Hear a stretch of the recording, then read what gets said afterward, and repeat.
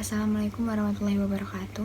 Kami dari kelompok 5 izin mempresentasikan hasil diskusi dari kelompok kami mengenai teori agensi dan teori stewardship yang beranggotakan saya sendiri Arliana Harunisa NPM 71, Erlis Tiara Fauzia NPM 104, dan Galuh Farizalia NPM 123.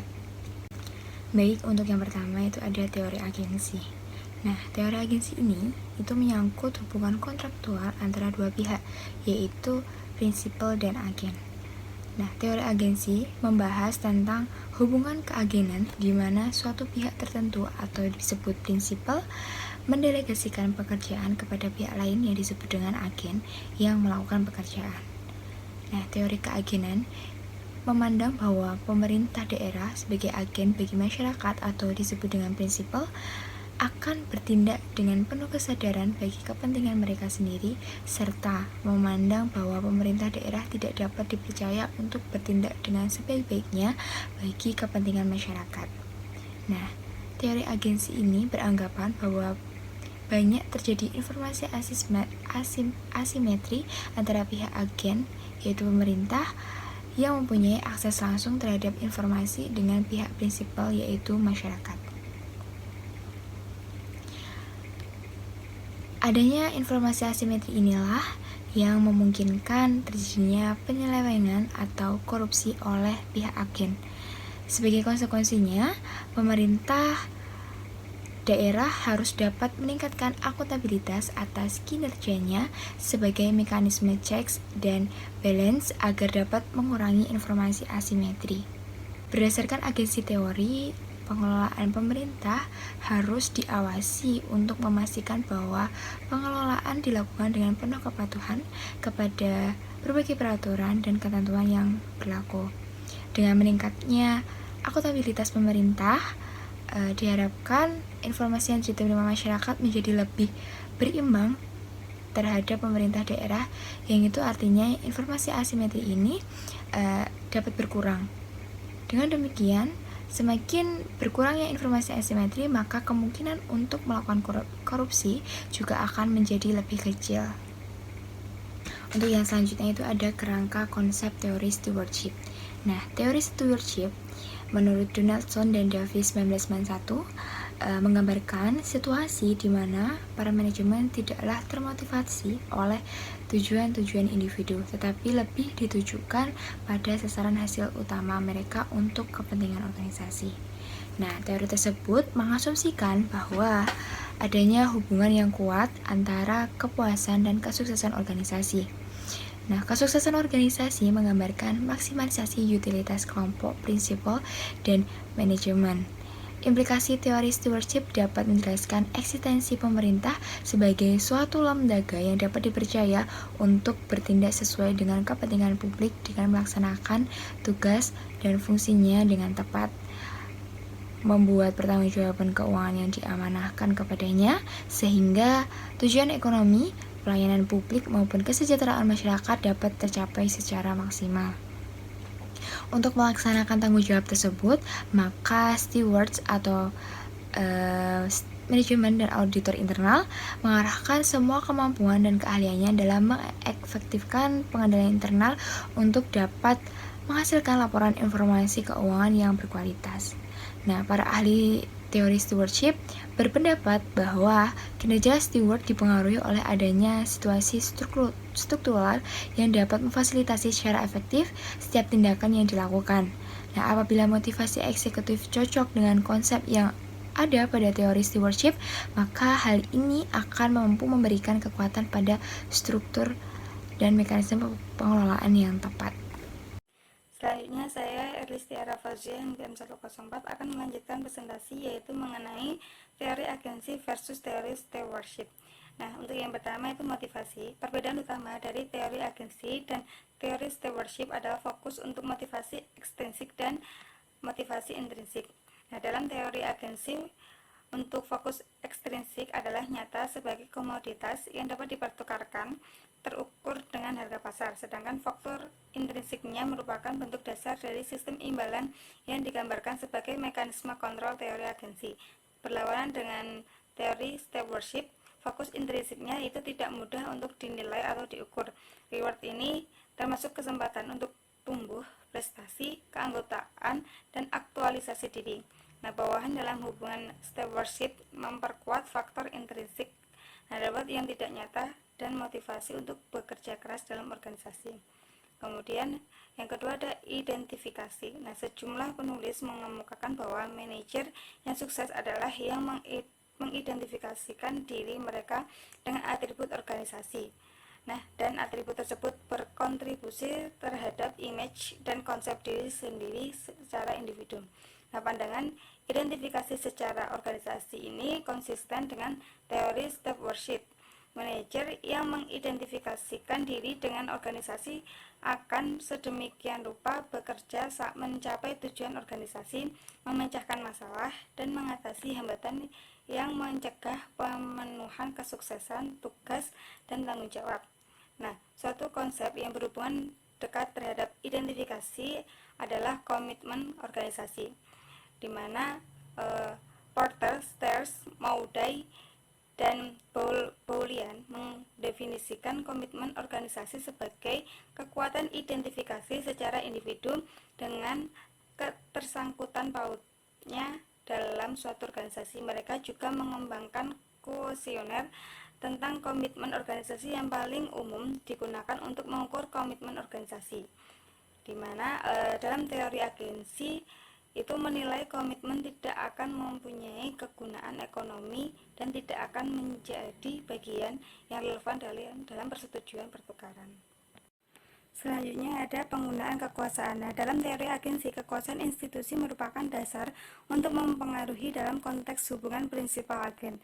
Nah, dalam teori ini, kekuasaan dalam memberi imbalan dan legitimasi kekuasaan digunakan. Sistem imbalan yang tepat dan pengukuran wewenang yang dimiliki prinsipal dikombinasikan guna menciptakan standar yang disyaratkan dalam pengawasan dalam hubungan tersebut. Nah, kekuasaan perseorangan suatu bagian yang melekat dari individu dalam konteks hubungan antar pribadi, tidak dipengaruhi oleh posisi, keahlian, dan kekuasaan referen dikarakteristikan sebagai kekuasaan perseorangan. Kekuasaan referen melalui identifikasi satu orang dengan yang lain. Kekuasaan perseorangan ini merupakan dasar mempengaruhi dalam hubungan physical steward. Untuk filsafat manajemen, yaitu asumsi kunci dalam pendekatan yang berorientasi pada partisipasi adalah ketika pekerja diberi tantangan dan tanggung jawab sehingga mereka akan mengembangkan kontrol diri atas perilaku mereka. Nah, pendapat yang cenderung mendukung pendekatan yang berorientasi pada partisipasi sebagai filosofi manajemen yang dominan di masa depan membuat pendekatan yang berorientasi pada pengawasan kurang bisa dijalankan. Nah, secara kontras, dalam pendekatan yang berorientasi pada partisipasi, pengertian tersebut berhubungan dengan meningkatkan ketidakpastian dan risiko melalui lebih banyak pelatihan, pembagian kekuasaan, dan pemberian kepercayaan pada pekerja. Dalam contoh kualitas, pekerja akan diberi training tambahan pada produk yang kompleks dan diberi tanggung jawab untuk menginspeksi kualitas sendiri. Nah, jika pekerjaan tersebut membosankan, mereka akan diatur kembali sehingga lebih mendapat tantangan yang pada akhirnya akan lebih memotivasi lagi. Kemudian selanjutnya ada budaya. Untuk budaya ini ada dua. Yang pertama ada paham individual atau kebersamaan.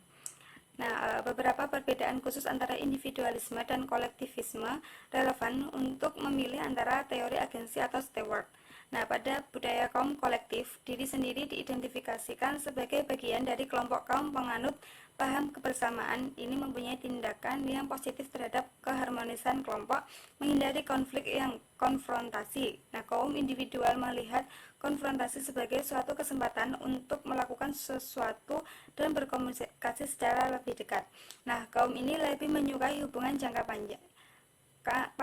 panjang dan rata-rata akan mengambil waktu yang lebih lama serta mengeluarkan usaha yang lebih keras guna mencari tahu seseorang yang berhubungan dengan transaksi bisnis. Nah, pengembangan hubungan ini merupakan langkah pertama yang penting dalam hubungan bisnis yang seringnya tergantung pada kepercayaan.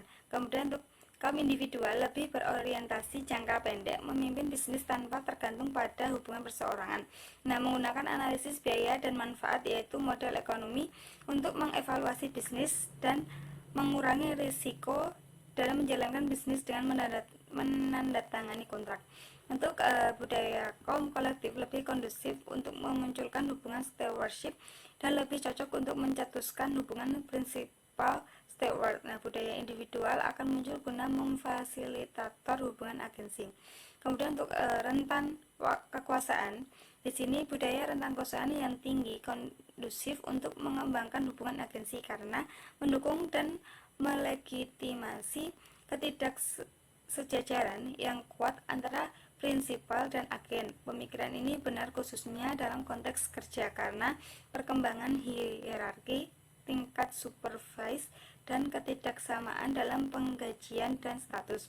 Nah, sedangkan budaya rentang kekuasaan yang rendah lebih kondusif untuk berkembangnya hubungan stewardship karena anggota mempunyai nilai yang lebih besar pada adanya kesejajaran fisikal dan manajer. Nah, orientasi ini mendorong perkembangan hubungan antara prinsipal dan manajer yang merupakan bagian yang ada dalam teori stewardship.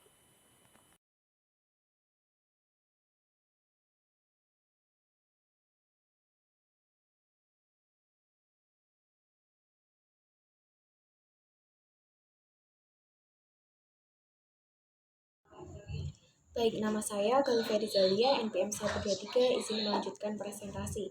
Di sini kita akan membahas terkait langkah-langkah pembaharuan dengan stewardship.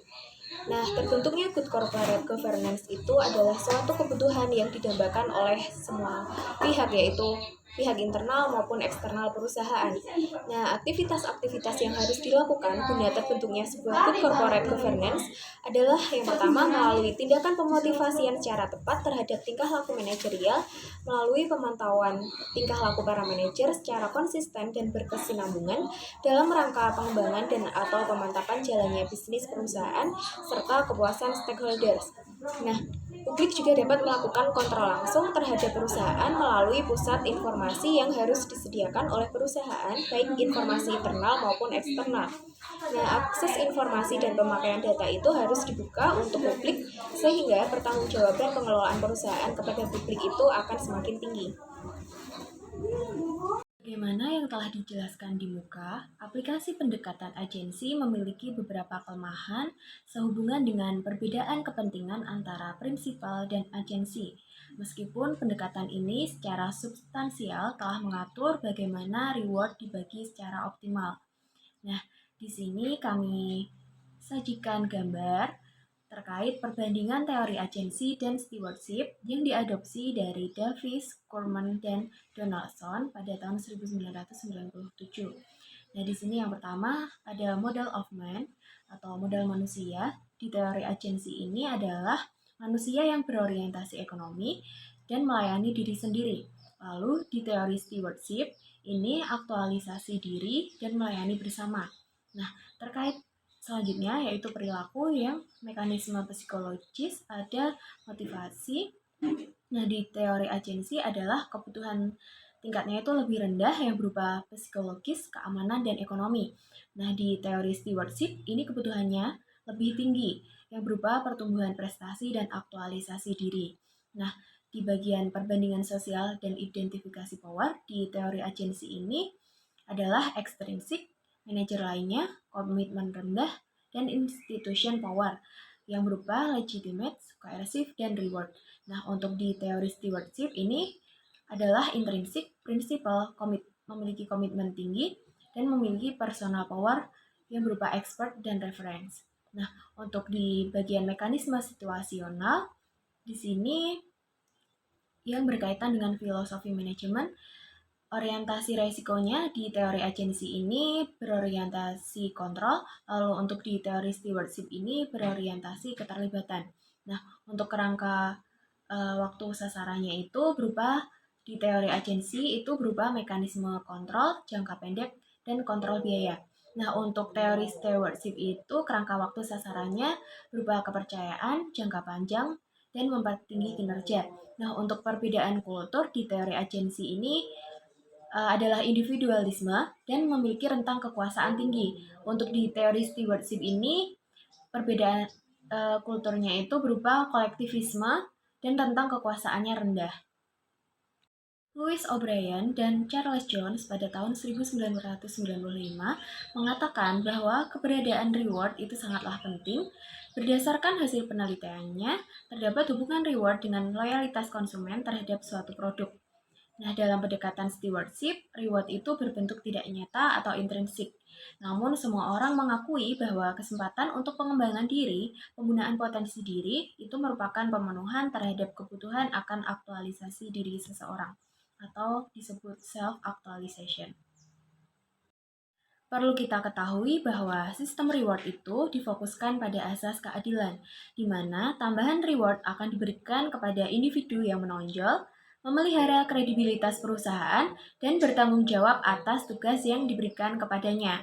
Nah, dengan adanya kesempatan tersebut, orang merasa mendapat reward yang tidak dapat dinilai secara finansial. Nah, selanjutnya, Peter Block pada tahun 1999 dalam tulisannya telah mencoba memberikan suatu pedoman dan konsep pembaharuan bagaimana menerapkan pendekatan stewardship ini.